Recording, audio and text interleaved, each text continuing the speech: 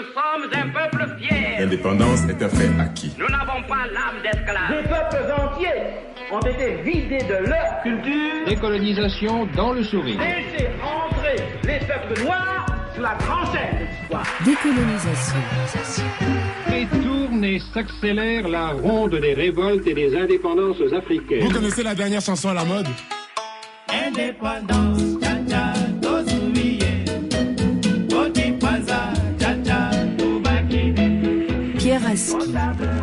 Pour comprendre le présent, plongeons-nous dans le passé. France Inter vous invite à découvrir ou redécouvrir les personnages historiques qui ont marqué un certain nombre de pays africains. Aujourd'hui, Sylvanus Olympio, premier président du Togo indépendant. Les Africains valent autant que les Blancs. Pour nous accompagner dans ce voyage dans le temps et dans l'espace, l'historien Hamzat Boukari Yabara, auteur de Africa Unite, une histoire du panafricanisme. France Inter. Sylvanus Olympio s'est couché tôt ce 12 janvier 1963 dans sa résidence officielle de président de la République du Togo. Il est réveillé par des éclats de voix dans l'entrée de la maison, entre ses gardes et des visiteurs agressifs. Il comprend vite qu'il y a danger, ordonne à sa femme de se cacher avec leurs enfants et s'enfuit en pyjama dans le jardin de la maison voisine. C'est l'ambassade des États-Unis. Quelques heures plus tard, le président togolais est découvert, caché dans une voiture de l'ambassade. Il est sorti de force et abattu de sang-froid par l'un des militaires. L'Afrique vient de vivre le premier coup d'État militaire dans lequel un chef d'État est assassiné. Un traumatisme durable pour un continent qui en connaîtra beaucoup d'autres jusqu'à aujourd'hui.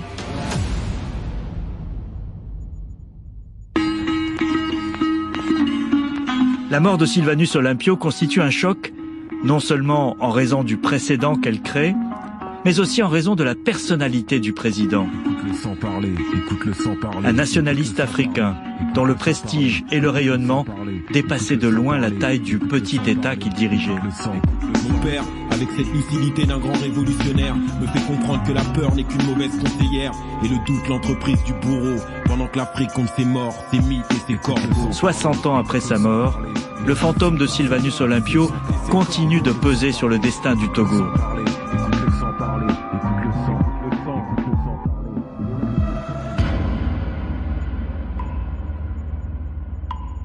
Son président actuel, Faure Gnassingbé, n'est autre que le propre fils de l'assassin d'Olympio, l'ex-président Gnassingbé Eyadema. Olympio fait partie de ces fortes personnalités qui ont marqué la marche de l'Afrique vers l'indépendance. Il est le produit d'une histoire bien particulière, celle du Togo, un pays dont les frontières sont tracées par l'histoire coloniale. Voici comment, avec le langage d'autrefois, on décrivait le Togo à la radio française. Le Togo, c'est ce couloir de 600 km de long sur 100 de large, peuplé d'1,5 million d'habitants, étiré entre le Ghana et le Dahomey jusqu'à la Haute-Volta et qui s'ouvre sur le golfe de Guinée sur l'océan Atlantique. C'est naturellement aussi le visage ancestral de l'Afrique, où les gestes simples se perpétuent dans un décor inchangé. Un pays où vit une belle race, solide et ouverte, mais aux multiples tribus et dialectes pour qui le français est devenu la langue véhiculaire. Ce que ne dit pas cette présentation, c'est qu'il s'agit d'une ancienne colonie allemande, comme le Cameroun, le Tanganyika et la Namibie. Ces territoires sont retirés à l'Allemagne à l'issue de la Première Guerre mondiale. Tout comme le Cameroun, le Togo est alors partagé entre la France et le Royaume-Uni, qui reçoivent un mandat international. Ce n'est donc pas une colonie comme ses voisins, même si dans les faits, Paris gère ce territoire de la même manière.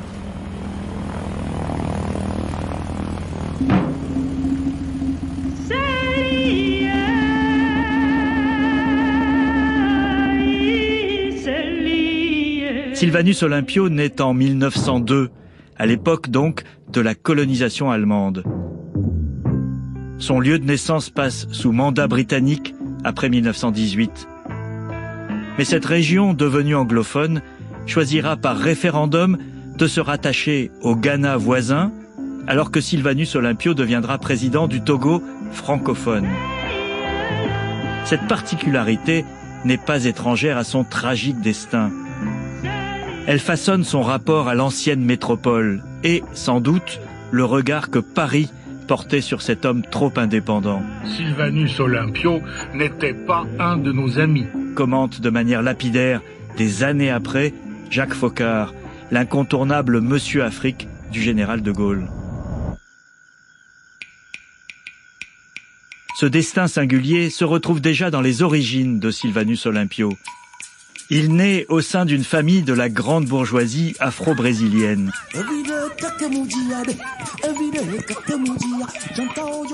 Du côté de son père, un gros commerçant, on retrouve une princesse Yoruba, le peuple de la côte nigériane, et un père d'origine portugaise, né au Brésil, et d'une mère amérindienne. Sa propre mère était esclave, achetée par un membre de la famille Olympio, puis affranchie pour devenir l'une des épouses de son père. Cette famille émancipée et prospère permet au jeune Sylvanus d'aller à l'école de la mission catholique, allemande, puis anglaise, et enfin française, au gré des changements coloniaux.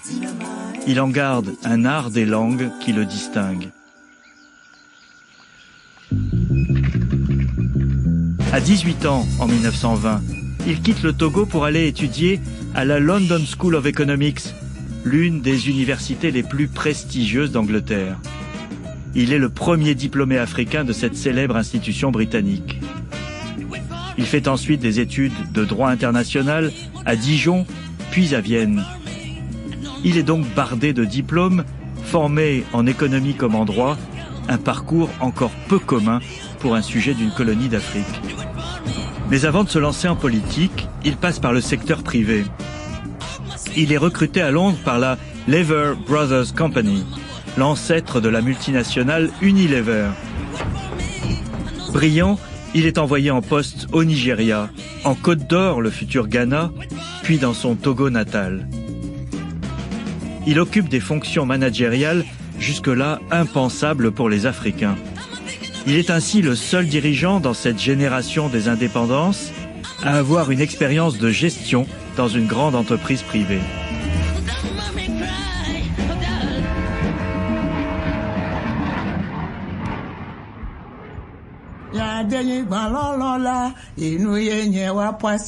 La Seconde Guerre mondiale change la donne. En 1941, en pleine guerre, il participe à la création du Comité de l'unité togolaise, regroupant des Africains et des colons français opposés à Vichy. Il se retrouve interné dans le nord du Togo et humilié par l'administration coloniale. Son engagement lui vaudra d'être décoré de la médaille de la résistance à la libération. Mais cette expérience le pousse à réclamer des réformes politiques profondes. Le Comité de l'unité togolaise, le CUT, qu'il dirige, se transforme en parti politique et change de braquet. Une nouvelle page est ouverte dans l'histoire du Togo. Lors d'un reportage de la RTBF, une vieille militante du CUT, Petroni Aden, se souvient avec émotion de cette époque. On voulait aller faire une réunion à 1 heure un jour. Et le gouverneur d'antan, de Gaulle, ne voulait pas du tout qu'on aille. Il a bloqué toutes les voitures. On était obligé de marcher de Lomé jusqu'à 1 heure à pied. Et c'était comment le champ de lutte du CUT?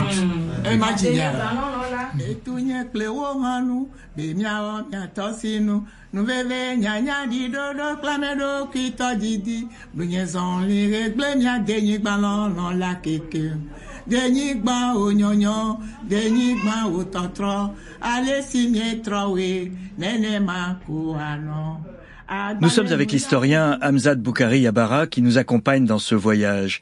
Cette histoire particulière du Togo, colonisation allemande, mandat britannique et français, complique cette décolonisation. Comment cette spécificité se manifeste-t-elle ?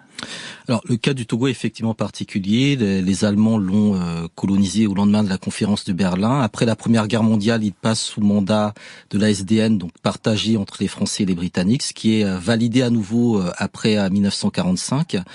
Mais dans les deux cas, on a déjà un découpage du territoire entre la partie qui est rattachée au Ghana, la Gold Coast britannique, et l'autre partie que les Français ne vont pas rattacher au Dahomey voisin, au Bénin voisin. Donc il y a une particularité du Togo qui renvoie justement à ce partage entre guillemets international et en même temps à la nécessité ou à la possibilité de créer justement un sentiment national.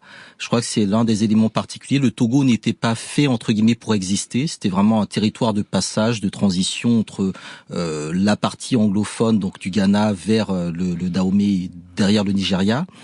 Et le contexte même de la lutte de décolonisation qui passe dans le cadre des Nations Unies va amener justement à poser le cadre national du Togo de manière un peu différente des autres territoires qui avaient une administration coloniale beaucoup plus unifiée.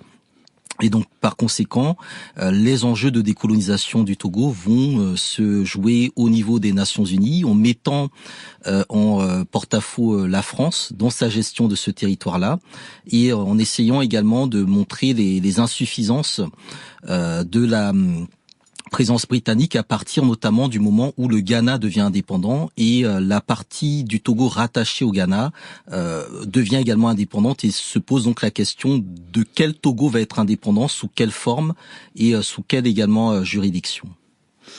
Sylvanus Olympio a un parcours personnel très riche, ses études en Europe, sa carrière dans un groupe privé, puis son entrée en politique. C'est assez exceptionnel pour l'époque, n'est-ce pas ? Oui, alors le cas de Sylvanus Olympio est très intéressant. Bon, il naît vraiment au début du XXe siècle. Il est né dans une famille bourgeoise, plutôt à l'aise économiquement, d'origine brésilienne. Donc ce n'est pas quelqu'un qui est complexé. Il part étudier très tôt en Angleterre à la London School of Economics, donc vraiment aussi dans une école UP réputée. Et après, il poursuit ses études en Europe et donc il gagne une dimension, une vision internationale très tôt, en dehors des cadres un peu militants. Il est polyglotte également, donc français, anglais, allemand, ce qui est aussi une caractéristique très intéressante. Et il va utiliser son expérience internationale pour se construire un réseau, pour se construire également une crédibilité qui fait qu'il se distingue particulièrement des autres dirigeants qui très souvent ont été associés à des luttes nationales. Dès le départ, Sylvanus Olympio s'inscrit vraiment dans les milieux d'affaires, dans cet espace où la question des négociations se pose avec beaucoup de pragmatisme, un peu différent justement des enjeux juridiques, statutaire et constitutionnel. Et je pense que c'est cette formation en économie politique, puis ensuite en droit international, qui va faire de lui un cadre particulièrement accompli lorsqu'il intègre donc une multinationale de l'époque, Unilever, United Africa Company, et qu'il entre ensuite en politique où là, effectivement, il est confronté à beaucoup plus de difficultés. Médaillé de la résistance, Sylvanus Olympio s'engage dès la fin de la guerre en faveur de l'indépendance du Togo. Il va plus vite que bien d'autres dirigeants africains. D'où lui vient cette impulsion ? Je pense que l'impulsion de Sylvanus Olympio lui vient déjà de sa formation. C'est quelqu'un qui est très pragmatique, qui va droit au but, qui sait exactement ce qu'il veut ou ce qui est bon pour son peuple. C'est également un dirigeant qui a, je dirais, une vision une méthodologie, une stratégie, et qui voit vraiment la gestion de son territoire comme quelque chose d'assez entrepreneurial. Alors c'est en partie lié aussi à l'héritage colonial allemand, c'est-à-dire qu'on a toujours voulu faire du Togo cette fameuse colonie modèle, et Sylvanus Olympio rentre un peu dans ce costume du dirigeant modèle qui veut vraiment un pays propre, réglé, etc., et qui a bien compris que ce n'est pas en restant dans le joug colonial que cela se mettra en place. Donc c'est quelqu'un qui va d'une certaine manière sortir du cadre affairiste économique, donc il va démissionner de son emploi et s'engager radicalement en politique pour, je dirais, traduire un peu dans le champ politique ce qu'il avait réussi dans le champ professionnel de manière assez brillante.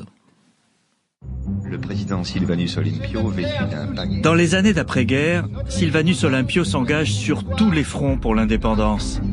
Il plaide en faveur du Togo devant l'Organisation des Nations Unies, née en 1945, qui gère les mandats confiés aux puissances coloniales. Comme dans le cas du Cameroun, c'est la grande différence avec les autres colonies. Leur statut donne un droit de regard aux Nations Unies. Les nationalistes jouent à fond cette carte. Olympio a une idée en tête, la réunification du Togo entre ses parties anglophones et francophones. Il est obsédé par la division que cette partition a provoquée au sein de la principale ethnie du pays, les Ewe. Lui-même n'est pas Ewe, mais il défend de manière éloquente l'idée que les frontières nationales respectent les peuples, là où le découpage colonial les a séparés. Il échouera. En 1951, il est contraint de démissionner de la société privée qui l'employait pour pouvoir se présenter devant le comité des tutelles de l'ONU. Ce sacrifice renforce son prestige. Renoncer à une telle réussite professionnelle pour se consacrer à l'action politique ne va pas de soi. Olympio peut se dévouer désormais entièrement au CUT, devenu le premier parti du Togo. Il y a eu des négociations. Libéré de ses obligations professionnelles, Olympio témoigne devant le comité de l'ONU. Cette année-là, un ministre de la République, un certain François Mitterrand, passe par Lomé alors que la demande d'indépendance est désormais posée. Vous savez que le ministre de la France d'Outre-mer, M. François Mitterrand, vient d'accomplir un long périple puisqu'il a parcouru ces immenses territoires constitués par le Tchad, l'Afrique équatoriale et l'Afrique occidentale française. Ce sont les impressions qu'il rapporte de ce voyage que nous sommes venus demander à M. François Mitterrand qui a bien voulu nous recevoir dans son cabinet même. J'ai pu faire escale à Lomé, Togo, où un certain nombre de problèmes tout à fait actuels devaient retenir mon attention. Le ministre de l'Outre-mer reste très elliptique. Mais les problèmes auxquels il fait référence sont ceux de l'accélération de la revendication nationaliste. Les autorités coloniales sont très embarrassées par les démarches de Sylvanus Olympio auprès des Nations Unies.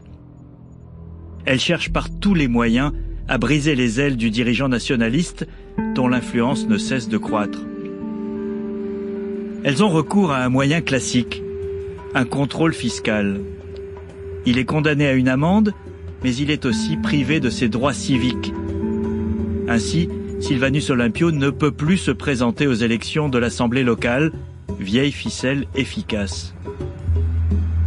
De plus, les autorités coloniales jouent sur une rivalité naissante entre deux hommes, Sylvanus Olympio et Nicolas Grunitzky.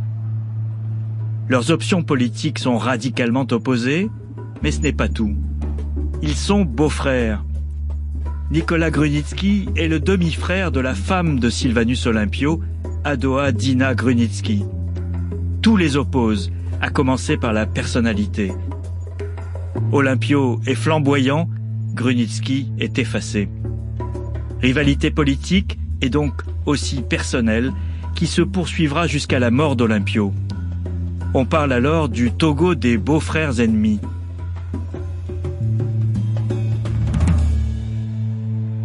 En 1956, un référendum est organisé dans le territoire pour choisir entre deux statuts, le maintien de la tutelle issue du mandat de l'ONU ou celui de république autonome au sein de l'Union française. Le CUT, le parti d'Olympio, appelle au boycott pour protester contre la décision de justice de priver son leader de ses droits civiques. L'opposition a décidé de ne pas participer au référendum. Cette opposition, composée surtout du CUT, Comité de l'Unité Togolaise, et de son annexe la Juvinton, mouvement de jeunes, prône la réunification du Togo britannique et du Togo français au profit essentiel d'une race, la race Ewe, qui occupe les régions sud du Dahomey, des deux Togo et de la Gold Coast. Enfin, à Radio Lemay, qui commence maintenant ses émissions par le nouvel indicatif La Togolaise, qui est l'hymne de la jeune République du Togo, dont je vous fais entendre quelques mesures. Auditeur de Paris vous parle, bonsoir, à lundi, ici Pierre Pomentin qui vous a parlé de Lomé, capitale du Togo, sur le golfe du Bénin. Gaston Defferre, le ministre de la France d'Outre-mer de la 4e République, voit dans la réussite du scrutin le succès d'une France progressiste. Il aura fallu moins de 10 ans pour que votre pays passe du statut colonial à l'autonomie. Il aura fallu à peine 1 an pour que le vœu de votre Assemblée devienne réalité. Qui donc oserait dire que la France ne sait pas prendre les décisions qui s'imposent au moment propice? Qui pourrait prétendre que la France est incapable de s'adapter au rythme politique du monde moderne? En raison du boycott du scrutin par le CUT, c'est Nicolas Grunitzky qui prend la tête du gouvernement autonome togolais. Il se félicite de ce résultat sur les ondes de la RTF. Le résultat du référendum n'a fait que confirmer nos espérances. Nous aborderons avec le souci constant de faire du Togo un véritable État africain, démocratique, digne de la confiance que la grande nation française nous a faite. J'ajouterai enfin que les jours à venir doivent associer Français et Togolais dans un même esprit de collaboration où l'amitié, la loyauté et la confiance réciproque permettront seuls d'assurer le plein succès de cette grande expérience humaine. Sylvanus Olympio et les partisans de l'indépendance sont marginalisés. La manœuvre française semble couronnée de succès. Mais le leader du CUT organise patiemment sa revanche. Il dénonce des irrégularités dans l'organisation du scrutin. Il obtient que les Togolais votent de nouveau, cette fois sous supervision des Nations Unies. Le résultat est radicalement différent. C'est un raz-de-marée pour le CUT de Sylvanus Olympio. Le verdict des urnes est sans appel. L'administration est contrainte de revenir sur la privation des droits civiques du dirigeant nationaliste. De paria, Sylvanus Olympio se retrouve directement chef du gouvernement de la République autonome du Togo. Le 13 mai 1958, Sylvanus Olympio reçoit l'investiture du premier Parlement élu au suffrage universel dans des conditions incontestables. La Chambre des députés du Togo accorde à l'unanimité l'investiture de M. Sylvanus Olympio. La parole est à M. Olympio, Premier ministre. Monsieur le Président, Messieurs, j'ai écouté avec beaucoup d'émotion les paroles qui ont été prononcées par Monsieur le député. Monsieur, je ne sais pas si je mérite toutes ces paroles que vous avez prononcées, mais il y a une chose que je m'efforcerai de faire, et ce sera de mériter la confiance que vous venez de me témoigner un instant.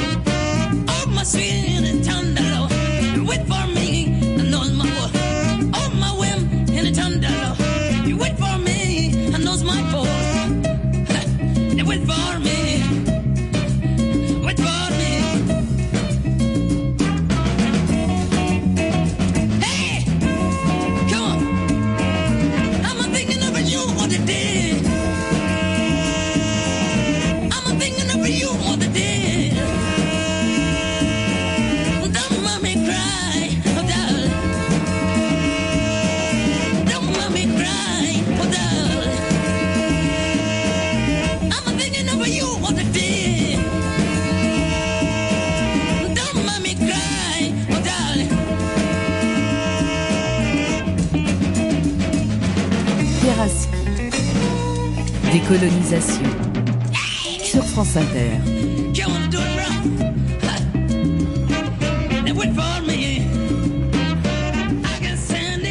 Roger Damawuzan, un des pionniers de l'afro-punk togolais, Wait for Me.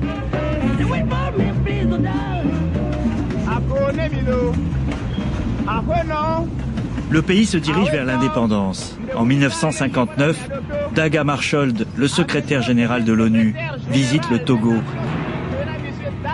Il est le témoin de la ferveur du moment. Passant devant les marches du perron, M. Dag Hammarskjöld est obligé de se rendre à l'autre extrémité. Il ressort par la troisième porte et vous entendez la foule. Les mouchoirs s'agitent, les gens sautent, les cannes même se lèvent en guise de salut. La foule est là, tellement mêlée, à un point mêlée qu'on n'en distingue plus les visages, qu'on ne distingue plus les gestes. On ne distingue que des mains levées et des mouchoirs agités. Les barrières de police sont débordées et la foule court derrière M. Dagamarjeud. Celui-ci revient cette fois par la porte principale où les petites Togolaises lui offrent leur gerbe de roses. M. Dagamarjeud paraît très ému, il est très souriant. M. Dagamarjeud, accompagné de M. Sylvanus Olympio, de M. Spénal et des membres du gouvernement, vient de faire son apparition sur le balcon. Et les cris immenses d'applaudissements que vous avez entendus saluaient leur présence. Et M. Sylvanus Olympio va maintenant prendre la parole. Agone Milo, Ahono, Aweto, Ndekukugare Nyewada Miadoto, Amedro Kenye, secrétaire général des Nations Unies, que là, M. Dak Hamachalda, Ameko Yanabe Onio, Kokoromianti Pesu Bavaïa, Nova Megava Fia.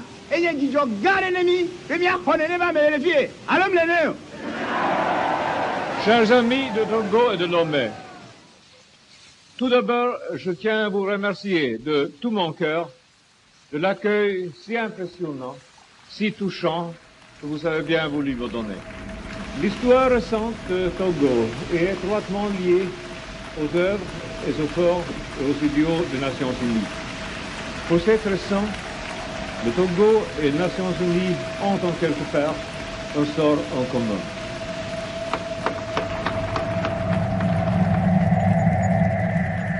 En 1960, comme la plupart des autres territoires administrés par la France, le Togo accède à l'indépendance. Avec Sylvanus Olympio à sa tête, plein d'ambition pour son pays, l'euphorie est de mise. Le Togo à l'heure de l'indépendance. Cette indépendance, M. Sylvanus Olympio en prend acte devant le représentant de la France et les délégués des Nations Unies. Et il a pu voir monter au mât le drapeau vert, jaune et rouge à étoile blanche. Ainsi s'achève 38 ans de tutelle française sur l'ancienne colonie allemande du Togo. La France patronnera la candidature du Togo à l'ONU et poursuivra son aide financière au nouvel État. Hamzat Boukari Yabara, vous êtes historien, spécialiste du panafricanisme. L'administration coloniale, on l'a vu, met des bâtons dans les roues de Sylvanus Olympio, il est privé de ses droits civiques. Pourquoi cette hostilité selon vous ?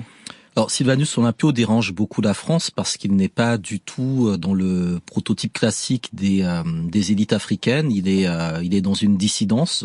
Il a accusé d'avoir été formé par les Anglais, d'être l'homme des Anglais, voire des Américains. Et par conséquent, il est un peu insaisissable. Il n'a pas de complexe d'infériorité, il vient d'une grande famille, il n'est pas demandeur. C'est un peu quelqu'un qui suit sa propre ligne et que le logiciel colonial français n'arrive pas tellement à saisir. Et donc l'idée, c'est de le bloquer au niveau politique pour qu'il retourne un peu dans le monde des affaires, dans l'économie. Donc on lui fait plusieurs propositions. Des postes à Paris, on lui promet une grande carrière, des grandes fonctions, mais il reste vraiment convaincu que c'est sur le champ politique qu'il doit s'engager. Ça dérange énormément la France. La rivalité politique entre Olympio et Grunitzky, dont on a parlé, est doublée d'une dimension personnelle. Ils sont beaux-frères. Quelle est l'importance, selon vous, de ce facteur dans leur rivalité politique ?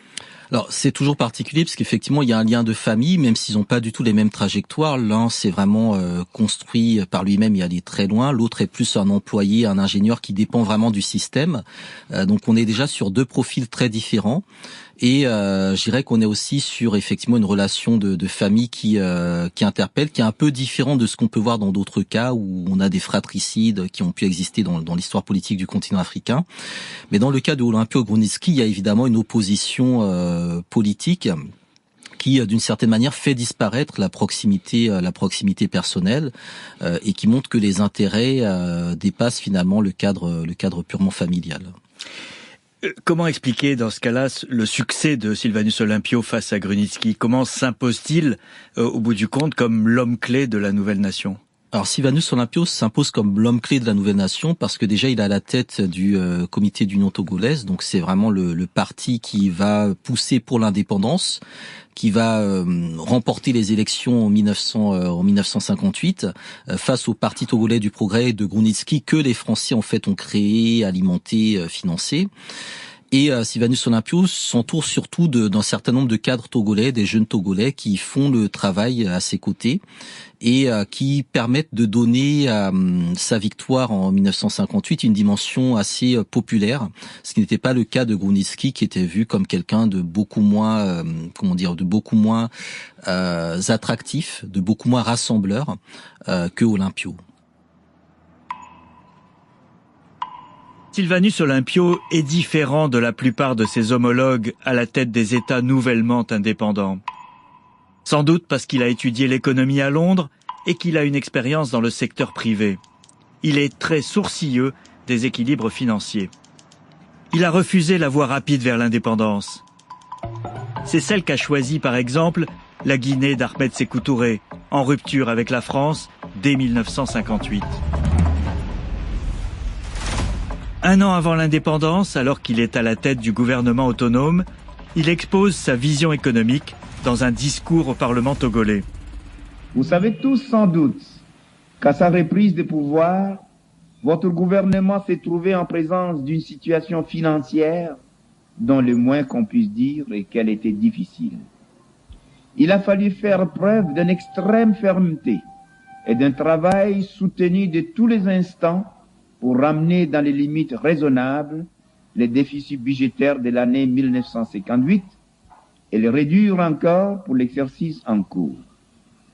Vous comprenez que celui qui doit recevoir une aide pour vivre est toujours lié à celui qui lui donne cette aide. Ne négligez maintenant aucun effort et aidez votre gouvernement dans son effort de redressement financier. Ne pas dépendre de l'aide pour vivre, c'est toute la philosophie de Sylvanus Olympio. Il rêve d'indépendance économique pour ce petit pays d'Afrique de l'Ouest, ce qui le conduit à commettre des erreurs qui ont provoqué sa perte. Pour pouvoir dérouler sans opposition son programme économique, le président choisit le mode autoritaire. Il impose le régime de parti unique. Il imite finalement le modèle choisi par presque tous les États africains dans les années 60, quelle que soit leur option politique. Olympio ne veut pas laisser les divisions politiques le détourner de la mise en œuvre de son programme d'indépendance économique. Le prix à payer est celui d'une réduction des libertés. La grande affaire de Sylvanus Olympio, celle qui doit marquer son indépendance vis-à-vis de l'ancienne puissance coloniale française, c'est la sortie de la zone franc. Un historien togolais, Tetevi Godwin, explique l'enjeu. La monnaie, c'est un des attributs essentiels de la souveraineté d'une nation. Comment vous pouvez vous dire que vous êtes indépendant quand vous utilisez la monnaie d'autrui? Non, vous ne pouvez pas prétendre être indépendant tant que vous continuez à utiliser la monnaie d'autrui. Toutes les anciennes colonies françaises d'Afrique sont alors liées à la France par la monnaie, le franc CFA. Deux zones monétaires se distinguent, l'une en Afrique de l'Ouest, l'autre en Afrique centrale. Le Togo en fait partie à son accession à l'indépendance en 1960. Mais en 1962, après d'âpres négociations avec Paris, le Togo adopte une loi qui crée une banque centrale du Togo, indépendante de celle d'Afrique de l'Ouest. Ce n'est pas encore la sortie de la zone franc, mais c'est un premier pas vers la création d'un franc togolais, différent du franc CFA. Pourtant, le cordon n'est pas coupé. Le franc togolais est toujours lié à la France. L'accord est conclu avec Paris le 20 décembre 1962. La loi est promulguée au journal officiel le 1er janvier 1963. Mais la monnaie togolaise ne verra jamais le jour. Pour la France, comme l'indique l'ambassadeur Henri Mazoyer dans un télégramme déclassifié, c'est un péché d'orgueil du nouvel État. Olympio se méfie de la gestion financière des autres pays africains et veut son indépendance aussi vis-à-vis d'eux. Il développe la même orgueilleuse assurance quant à la vertu de l'austérité et la déflation pratiquée par M. Olympio. Le président togolais se heurte à la méfiance de Paris à l'égard de ses projets d'indépendance monétaire. Mais il doit aussi faire face à l'hostilité de ses pairs africains, comme Félix Houphouët-Boigny ou Kwame Nkrumah, qui le jugent donneur de leçons. Son pari, c'est se serrer la ceinture pendant un certain temps pour pouvoir obtenir des marges de manœuvre suffisantes dans un second temps. Explique un historien. Il n'en aura jamais le temps. Parallèlement, un drame se prépare. Sylvanus Olympio est confronté à la fronde de plus en plus menaçante d'un groupe de 600 anciens militaires togolais de l'armée coloniale, des anciens combattants d'Indochine et d'Algérie. Démobilisés, ils réclament d'être incorporés dans l'armée togolaise, ou à défaut, dans la gendarmerie ou d'autres services de sécurité. Mais le président ne veut rien entendre. Il n'entend pas dépenser d'argent dans la création d'une armée nombreuse. L'armée nationale ne compte alors que 300 membres. Il repousse à plusieurs reprises les demandes pressantes des ex-soldats. Ce nationaliste intransigeant n'apprécie pas non plus le fait que ces soldats se soient battus contre d'autres peuples qui luttaient pour leur indépendance en Indochine ou en Algérie. Ces ex-militaires ont trouvé un mentor, le commandant français Georges Métrier, chef de la gendarmerie togolaise et conseiller du président, dont le contrat arrive à terme. Il encourage en sous-main les anciens militaires en colère à exprimer leur mécontentement. Quelle est sa responsabilité exacte dans les événements qui vont suivre? Elle n'a pas été clairement définie, même s'il joue un rôle décisif dans la période conduisant au drame.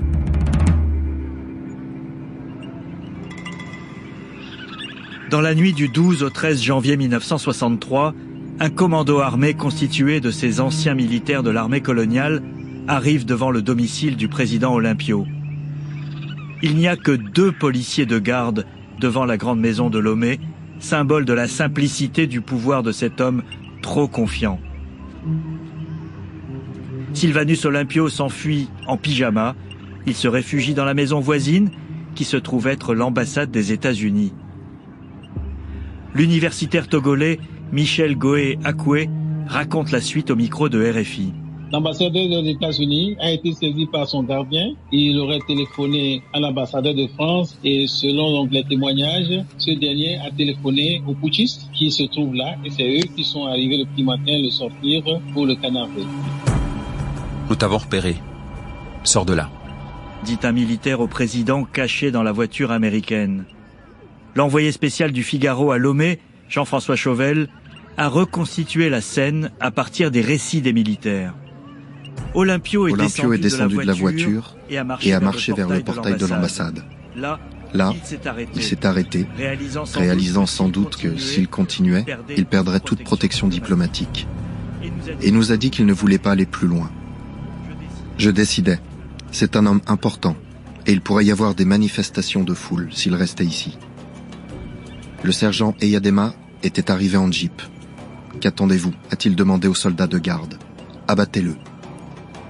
Celui-ci tire au pied d'Olympio. Furieux, Eyadema lui arrache son arme et tire 3 balles. Atteint à la poitrine et à l'abdomen, le président s'écroule. Il se tord de douleur. Alors, Eyadema sort son poignard et lui coupe les veines. Pour finir, il lui tailla de la cuisse gauche avec la baïonnette. C'est comme ça que je faisais en Algérie, pour m'assurer que mes victimes étaient bien mortes, conclut-il en souriant, avant de remonter dans la Jeep avec ses complices. Ce récit, dans lequel le sergent Eyadema revendique personnellement l'assassinat, se révèle embarrassant des années plus tard, lorsqu'Eyadema devient à son tour président de la République du Togo. Bien plus tard, il démentira avoir lui-même commis le meurtre qu'il avait revendiqué avec autant de détails. Pour l'heure, les assassins d'Olympio ne sont pas prêts à prendre le pouvoir. Radio Lomé. Premier secrétaire du comité insurrectionnel vous parle. Le comité insurrectionnel a tenu sa deuxième réunion de 12h à 14h. Tous les membres étaient présents.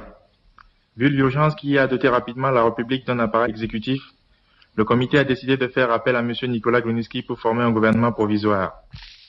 C'est un communiqué aussi laconique, diffusé aux premières heures de la matinée de dimanche, qui apprit aux 1 440 000 habitants de la jeune République du Togo qu'un coup d'État militaire s'était produit dans la nuit et que le président de la République, Sylvanus Olympio, avait été assassiné. Nicolas Grunitzky, le beau-frère ennemi du président, accepte de s'installer sur le fauteuil de Sylvanus Olympio, malgré les circonstances accablantes. Quelques jours plus tard, le 16 janvier, Grunitzky tente péniblement d'expliquer son choix au micro de la RTF à Paris. Monsieur le Président, pouvez-vous nous dire dans quel esprit vous avez répondu à l'appel du comité insurrectionnel et pourquoi vous êtes-vous rendu à Lomé? En fait, votre question peut paraître quelque peu embarrassante, puisque on peut dire, a-t-il répondu à l'appel des assassins? Ou pourquoi a-t-il accepté de jouer ce rôle, d'autant plus que c'est son beau-frère qui a été tué pendant les événements? Quand le comité révolutionnaire m'a demandé de venir, j'ai réfléchi beaucoup à la question. D'abord, je m'étais récusé. Le comité en insistant, j'ai pris la détermination de venir voir et d'apprécier moi-même les faits sur place à Lomé. Il faut réaliser l'union nationale du Togo. Sans cela, ce sera le chaos, à mon avis. Grunitzky ne sera qu'un président de transition. Il est débarqué en 1967 par Étienne Eyadema, l'homme qui l'avait installé au pouvoir. Étienne change son prénom en Gnassingbé. L'assassinat de Sylvanus Olympio crée un choc profond en Afrique. Le rôle de la France est questionné. L'attitude de l'ambassadeur de France dans la nuit de l'attaque, le statut et le comportement du commandant Magnier auprès des militaires démobilisés en colère. On rapporte qu'il aurait offert une prime à Eyadema pour son acte. L'hostilité de Paris à la sortie du Togo de la zone franc, envisagée par Sylvanus Olympio, une décision aussitôt annulée par Nicolas Grunitzky.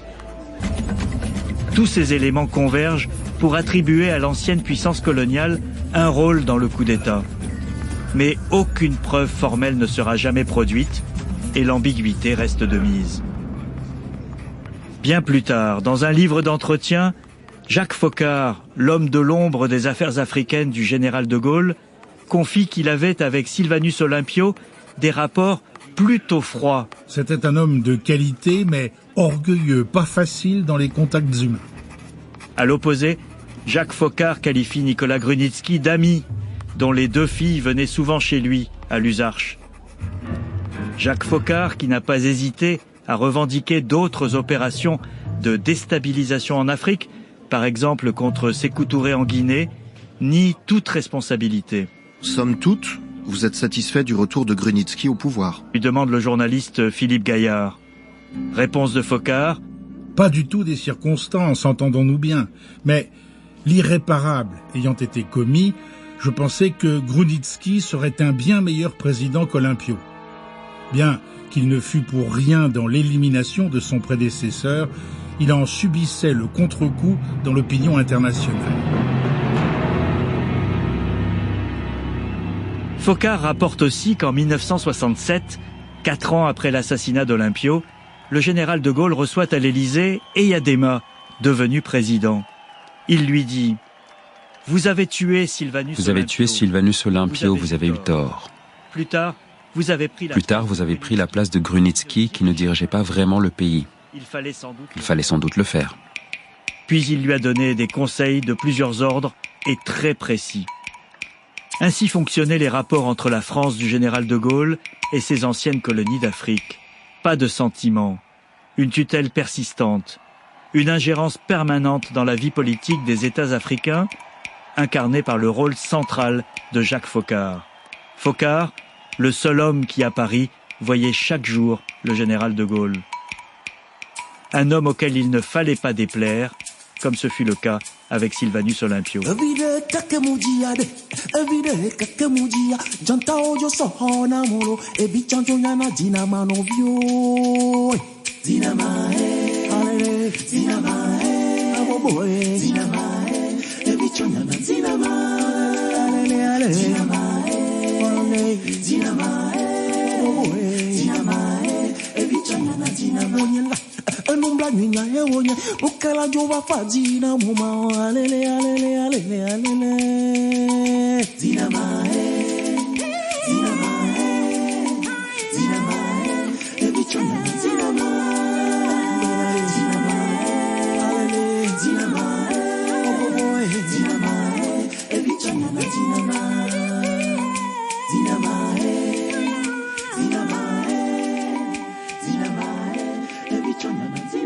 L'historien Hamzat Boukari Yabara, auteur de Africa Unite, est avec nous. Sylvanus Olympio a-t-il commis des erreurs qui ont pu peser dans son assassinat? On pense aux relations avec la France ou à son attitude vis-à-vis des militaires démobilisés. Alors, la particularité de Sylvanus Olympio, c'est qu'il ne voulait pas un Togo endetté. Et donc il met en place une politique d'austérité quand il prend le pouvoir, ce qui suscite forcément le mécontentement de la fonction publique, ce qui l'amène également à réduire le budget de l'armée. Donc il y avait à peu près 300 militaires, donc ce qui est très peu pour une armée. Il y avait 2 policiers qui gardaient son domicile privé. Et surtout, il impose vraiment un régime d'austérité qui crée une forme d'impopularité, qui l'amène à évoluer comme d'autres vers le régime de parti unique, vers une forme d'autoritarisme, qui consiste tout simplement à tenir le pays dans une main de fer pour appliquer son projet économique. Donc je dirais que s'il y aurait une erreur à lui imputer, ce serait peut-être cette obsession sur le volet économique. Mais en même temps, il avait bien compris que si le Togo ne réglait pas cette question, il risquait de tomber dans un néocolonialisme économique. Et c'est dans ce sens-là qu'il voulait notamment préparer la sortie du Togo du franc CFA, qui devait être effectif 2 jours après son assassinat le 13 janvier 63. Ensuite, il a diversifié les partenariats. Il s'est beaucoup tourné vers d'autres pays européens, notamment l'Allemagne, vers les États-Unis également. Donc, il y avait un accord d'investissement américain au Togo qui était ficelé. Il avait, je dirais, beaucoup d'ambition. Et dans le contexte de l'époque, avoir beaucoup d'ambition pour un dirigeant africain, c'était effectivement signer son arrêt de mort. Mais de ce point de vue-là, avec le recul de l'histoire, que peut-on dire réellement du rôle de la France dans le renversement d'Olympio ? Alors, le rôle de la France est central puisque, d'une part, c'est l'ambassadeur de France à Lomé qui, informé par l'ambassadeur des États-Unis que Olympio, donc recherché par un commando, se cachait dans l'enceinte de l'ambassade américaine, a prévenu le commando de où se trouvait Olympio en demandant à l'ambassadeur américain de ne pas lui apporter d'asile diplomatique. Donc, la France a d'une certaine manière, sur le plan diplomatique, été engagée. Ensuite, sur le plan militaire, au niveau des services de renseignement, c'est Georges Métrier, donc un ancien du SDEC, donc l'ancienne DGSE, qui avait officié au Cameroun, qui était commandant de la gendarmerie et qui donc a un peu géré les déplacements des différents commandos la nuit de l'assassinat de Sylvanus Olympio. Et puis, troisièmement, ceux qui ont commis l'acte étaient d'anciens soldats de la coloniale qui, dans bien des cas, étaient liés à toutes les guerres commises par la France.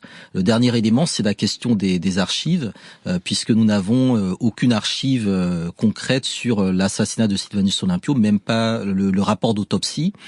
Et il semble inconcevable que la France ne puisse avoir d'éléments permettant de retracer plus précisément l'histoire de cet assassinat. Donc il y a une main française très claire derrière l'assassinat d'Olympio et derrière le soutien évidemment à Grunitzky, puis à Gnassingbé Yadema, qui était dans ce commando et qui s'était vanté notamment d'avoir lui-même tué Sylvanus Olympio, en sachant que l'assassinat de Sylvanus Olympio était aussi assorti d'une somme d'argent.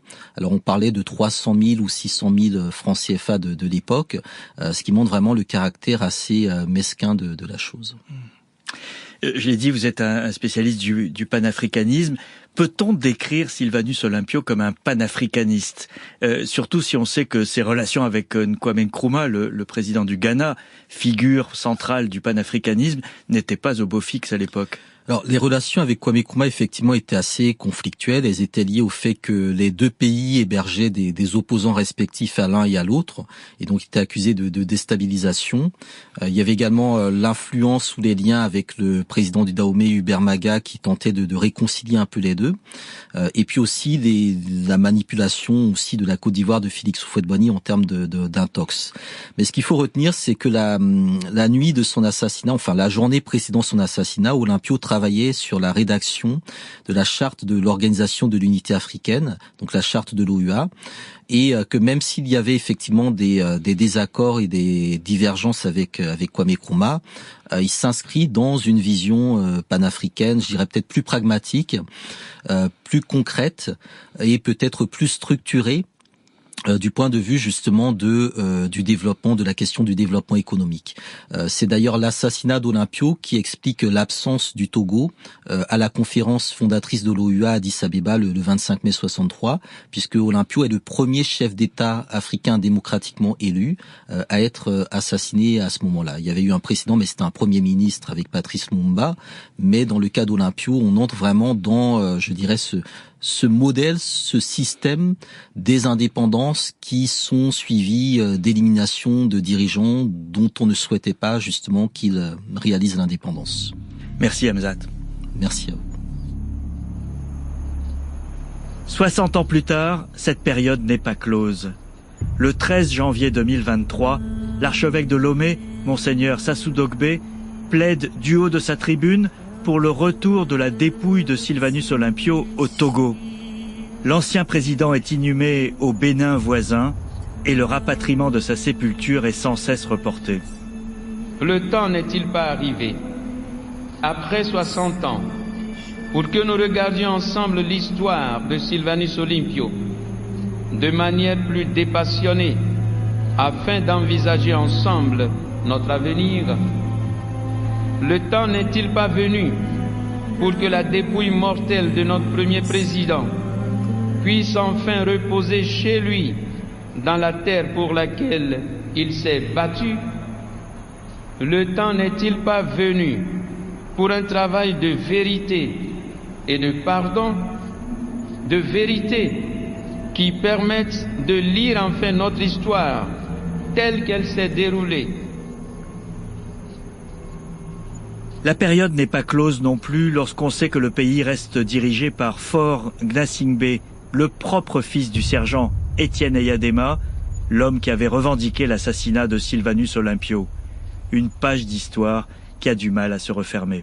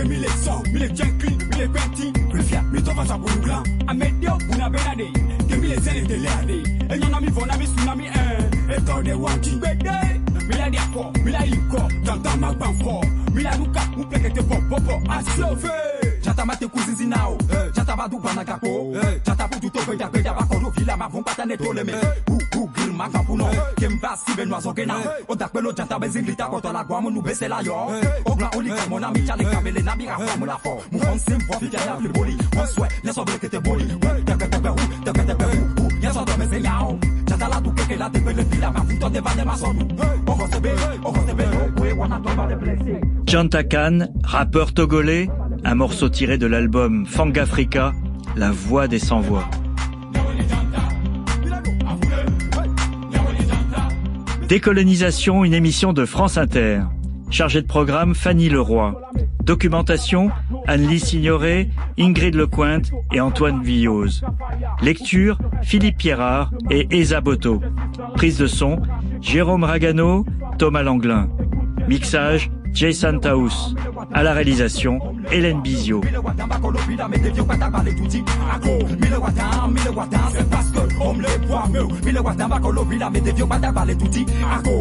Faites comme chez vous. Dans mon palais, n'embarquez pas l'être du bonheur pour la rive salée. Jusque-là, y'en a qui nous haissent. Oh, ce n'est que le premier record, parfois mortel. Dans la donne la qui casse, on l'a manié la boutame. Dans armé, la mène de ma poids, ma néno, épée à jamais. Mille top niveau, roko, yé mille giga, roko. Hey, mais sans connaître bonne bavou. Avule, hey, mais soit vous ne jata ba vous, neonyana no po jam tabe vovo ya ma voix, pas de photocopie yen jamuka vous n'avez pas blonda be minifio, et pas vous bicole moi qui n'a bicole moi qui n'a pas pour les lamelo, oh le grand jata muka tout nous le mec ma décrit photo la way. Alors, if you don't know me, Joe, you know my story. Le lion d'or, ils ont cru que c'est le chien.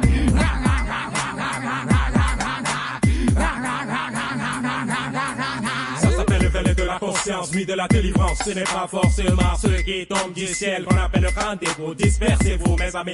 Pourquoi ignorons-nous que c'est dans l'unité nous pouvons construire notre Afrique? C'est notre seul guide. Minami, momi, doago. Minami, momi, doago. Le roi lion va tout briser. Le roi lion va tout briser. Minami, momi, doago. Minami, momi, doago. Le roi lion va tout briser. Le roi lion va tout briser. Vers l'est, je lance mes vers en parabole. Sauver le cœur inondé. Je représente mon peuple, porte-parole des yeux sur terre. Je fais le grand écart encore pour être plus à l'écart. Ça y est, mouvado coup droit dans le nez. Mais si à mes coups d'eau sur le nez. Hey, y'a on est janta. No chia, pas comme c'est les cas. C'est depuis les cas, micro les cas. Donc ouais, ça va c'est les cas. A fou, demi la tolemé. Pata, papa, la tolemé. Sous coulouvi, donc la vie, les pas, mais dès qu'à la tolemé.